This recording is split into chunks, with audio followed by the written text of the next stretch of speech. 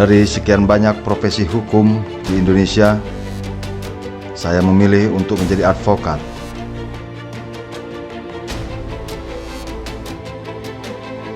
Saya tidak memilih menjadi polisi, jaksa maupun hakim. Tetapi saya lebih memilih menjadi advokat, penegak hukum yang bebas dan mandiri. Bebas tanpa intervensi dan pengaruh kekuasaan,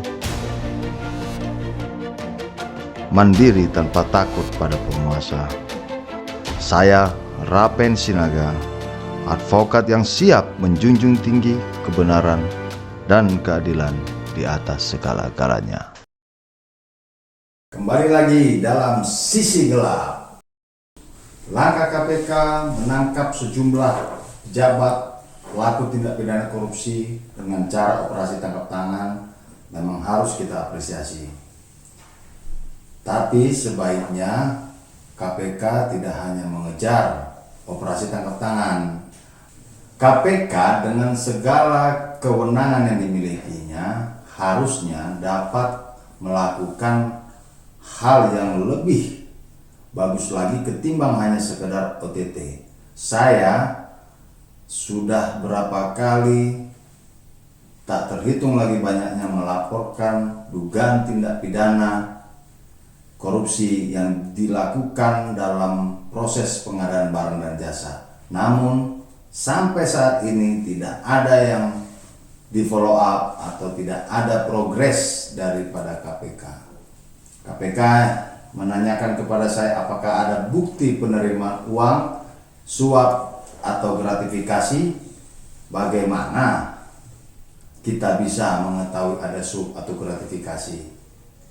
Ini kan sesuatu hal yang sangat sulit. Nah, kalau KPK hanya berdasarkan bukti penerimaan uang saja, ya saya pikir tidak ada kasus korupsi yang diberantas dengan cara-cara yang sistem, ya.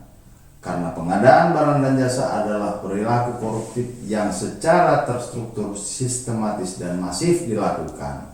Bagaimana mereka pejabat-pejabat itu melakukan pengkondisian, ya, baik itu mulai perencanaan, dokumen pemilihan hingga aturan-aturan itu dimainkan. Ini lebih berbahaya daripada sekedar mengetahui ada operasi tangkap tangan. Operasi tangkap tangan paling berapa sih? Bayangkan pengadaan barang dan jasa itu bisa miliaran, puluhan miliar. Keuntungannya juga sudah bisa diperkirakan. Ya, bagaimana pengaturan tender itu, pengaturan pengadaan itu, deal-deal di belakang itu sudah terjadi sebelum pembukaan tender di aplikasi LPSE. Nah, ini tantangan sebenarnya kepada KPK bagaimana memberantas korupsi di pengadaan barang dan jasa yang secara sistemik dilakukan. Ya. Nah, bagaimana laporan saya yang sudah puluhan kali ke KPK itu tidak pernah di follow up, tidak pernah ada progres. Ya.